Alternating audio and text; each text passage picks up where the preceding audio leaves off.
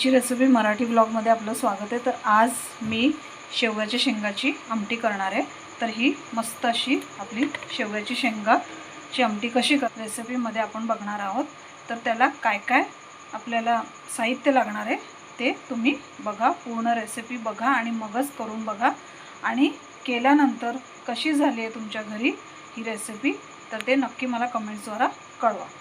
तर सर्वप्रथम आपल्याला काय लागणार आहे ते आपण पुढे बघूयात। तर ह्याच्यामध्ये आधी आपण कुकरला डाळ लावून घेऊया आणि त्याची डाळ करूया। तुरीची डाळ आहे ही लावून घेऊया आणि त्याच्यामध्ये आपल्याला मीठ आणि हळद टाकून आपल्याला डाळ शिजवायची। आता पुढे आपल्याला मोठ्या आकाराचे कांदा घेऊन असं लांबट कापायचे आणि एक वेगळं करायचं आहे। वेगळं करून झाल्यावर तव्यावर तेल घालून हे भाजून घ्यायचे। लाल बुंद होईस्तोवर आपल्याला तेल भाजून घ्यायचे, जेणेकरून आपला मसाला चांगला होईल शेवग्याच्या शेंगाच्या आमटीसाठी। तर इतर साहित्य काय काय लागणार आहे ते तुम्हाला कळेलच। आधी कांदा भाजून घ्या। कांदा भाजून झाल्यानंतर तो तुम्हाला मिक्सरमधनं क्रश करून घ्यायचा आहे। मिक्सरमधनं क्रश करून घेतल्यानंतर मग आपल्याला फोडणीसाठी आपल्याला हा मसाला तयार होईल। तर असा तेलामध्ये लालसर भाजून घेऊया आणि मग आपण पुढची तयारी करून घेऊया। तर आता साहित्य लागणार आहेत आपल्याला, मसाले लागणार आहेत। आता याच्यामध्ये कांदा चांगला भाजून घेतलेला आहे। आता आपण जरासं थंड करून मिक्सर करून घेऊया। तर आता शेंगाच्या आमटीसाठी लागणारे साहित्य तर त्याच्यामध्ये आता आपण मिक्सर करणार आहे। तर त्याच्यामध्ये हे आलं लसूण घेतले, ते कापून घेतलेत आणि मिरच्या आहेत, कढीपत्ता आहे, कोथिंबीर आहे आणि हा भाजलेला कांदा आहे आणि याच्यामध्ये धणे आणि जिरे आहे। तर आता आपण ह्याच्यात आणि ही नारळाचं पावडर आहे ती मी विकत घेतली आहे, तुम्ही घरी करू शकता। तर हे आधी मिक्सरमध्ये सगळं आपण घालूया। तर हे सगळं नीट घालून घेऊया आणि मिक्सर करून घेऊया। शेवगाच्या शेंगा घेतल्यात तर अशा प्रकारे तुम्ही एक इंच एवढं तुम्ही कापू शकतात। मी हे 2 ते 3 शेंगा घेतल्यात, तुम्हाला जेवढे पाहिजे तेवढे तुम्ही घेऊ शकता। तर ह्याच्यात कसं काढायचं ते मी 2 काढून घेतले तिथं। तर ह्याच्यात हे अशा पद्धतीने एका बाजूने खेचून घ्यायचं आणि हे जे जरासं हे करायचं, नाहीतर शिजवताना आहे ना ह्याचं एकदम हे होतंय, विरघळून जातात। म्हणून आपल्याला जास्त काढायचं नाही, फक्त 2-3च त्याची देठ अशी काढून ठेवायची। तर आता हे चांगलं धुवून घेऊया आणि मग त्याची फोडणी बघूया। तुरीची डाळ शिजवलेली आहे, ठीक आहे। तर ही जराशी क्रश करून घ्यायची। याच्यामध्ये मी मीठ आणि हळद घालून ही कुकरमध्ये शिजवून घेतलेली। तर ह्याचा आत्ता आपण उपयोग करायचा आहे। तर सर्वप्रथम मी कढई ठेवली आहे गॅसवर। तर त्याच्यामध्ये आपल्याला 1 ते 1.5 चमची तेल घालायचं आहे।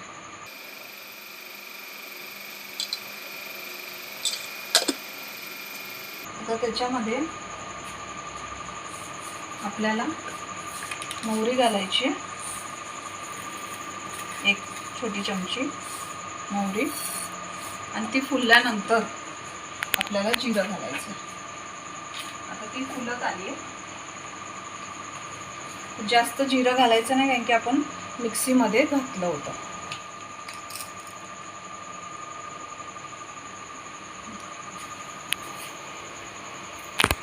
त्याच्यात जिरं घालूया, कढीपत्ता घालूया आणि अर्धी छोटी चमची आपल्याला हिंग घालायचं आहे। ते चांगलं फिरवून घ्यायचं, गॅस कमी ठेवायचा। आता त्याच्यानंतर आपण जे वाटलेलं वाटण होतं ना ते ह्याच्यात घालून घ्यायचं आणि ते मग फिरवूया, फिरवून चांगलं एकजीव करून घेऊया। आता ह्याच्यामध्ये आपण 1 टमाटा घालायचा आणि तो मिक्स करून घ्यायचा।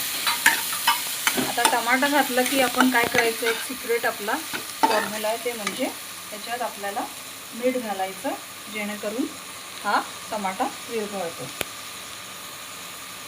आणि मग सुरुवातीला आपण नंतर कमी मीठ घालायचं आहे. आणि डाळ शिजवताना पण मी मीठ घातलं होतं, त्यामुळे ह्याच्यात सगळं मिळून व्यवस्थित मीठ घाला, नाहीतर जास्त पण होऊ शकतं. हे चांगलं भाजून घ्या. आता याच्यात घरचा आपल्याला कांदा लसूण मसाला म्हणजे जी चटणी आपण बनवतो ती 1 चमची घालायची, 1 चमची हळद घालायचं आणि हे सगळं मिक्स करून घ्यायचं. आणि धने जिऱ्याची पावडर घालायची असते, ते मी मिक्सरमधूनच केलं होतं, त्यामुळे आत्ता हे घातलं नाही तरी चालते. आणि जर त्याच्यात नाही घातलं तर तुम्ही इथंही घालू शकता. आणि ह्याच्यामध्ये गरम मसालाही जर तुम्हाला आवडत असेल तर तुम्ही घालू शकता. मटणाची आमटी कशी होती तशाच पद्धतीने ही आपली आमटी चवीला लागणार आहे. ह्याच्यामध्ये जरासं आपण पाणी घालायचं. जेव्हा आपण सुके मसाले घालत असतो तेव्हा जरासा मसाला जळतो, त्यामुळे जरासं पाणी घाला. गरमच पाणी घालायचं. जे डाळीचं होतं ना तेच मी याच्यात घातलं. आता चांगलं जरा 1-2-3 मिनटं भाजून घ्या. आता याच्यामध्ये आपल्या ह्या शेंगा घालून सगळं मिक्स करून घेऊया. आणि हे मिक्स करून झाल्यानंतर चांगलं परतून घ्यायचं. आणि ह्याला 5 मिनिटं शिजवायला ठेवायचं. त्याच्या आधी एक ताट ठेवूया. आणि हे शिजायसाठी आपल्याला ताटावर पाणी घालायचं, म्हणजे त्याच्या वाफेने खाली जळणार नाही, वाफेने खाली त्यांना हे लागणार नाही. आता हे जे पाणी आहे ना, हे बघा खाली हे लागलं नाही.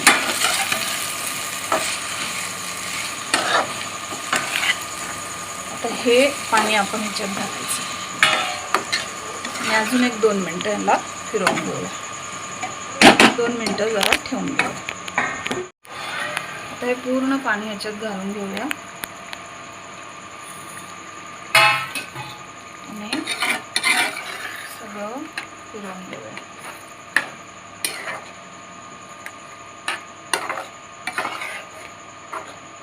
आता बाजूला मी पाणी गरम करायला ठेवलेलं ते पण ह्याच्यात घालायचं.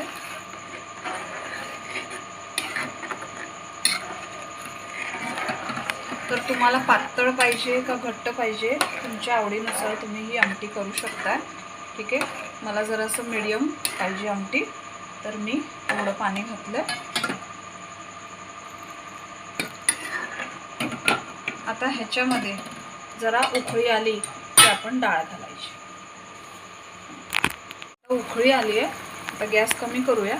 आणि ही जी शिजवलेली डाळ आहे ना, शिजवलेली डाळ ती आपण सगळी याच्यात घालून घेऊया आणि ही मिक्स करून घेऊया. आता परत आपल्याला हे 5 मिनिटासाठी शिजवायला आपण ठेवूया. उकळी आली आहे, तर आता ह्याच्यामध्ये आपल्याला शेंगदाण्याचा कूट घालायचा. 1 ते 2 चमचे तुम्ही शेंगदाण्याचा कूट घालू शकता. आणि आपल्याला कोथिंबीर घालायची शेवटी. आणि हे फिरवून घेऊया. चांगलं मिक्स करून घेऊया. आता ह्याला असं झाकायचं आणि चमची बाहेर असली पाहिजे आणि जरासं अर्ध इथनं उघडं असलं पाहिजे, म्हणजे चांगलं शिजतं. 5 मिनिटानंतर बघूया. आपली आमटी शिजली आहे, तर हे सर्विंग बाउलमध्ये काढून घेऊया.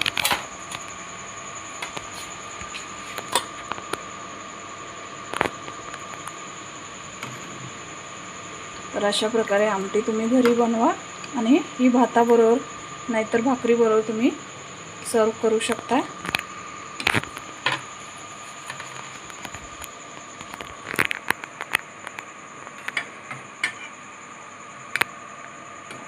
तर याच्यामध्ये हे बघा हे शिजली आहे शेंगा, तर ही आपली आमटी तयार झाली आहे. तर ह्याच्यावर तुम्ही कोथिंबीर फिरवून सर्व करू शकता। तर ही आमटी तुम्ही भाताबरोबर आणि भाकरीबरोबर खाऊ शकता। संध्याकाळी किंवा रात्री तुम्हाला डिनर बनवायचं असेल तर ही आमटी लगेच तुम्ही करू शकता। व्हिडिओ आवडला असेल तर लाईक शेअर सबस्क्राईब करा। थँक्यू, धन्यवाद।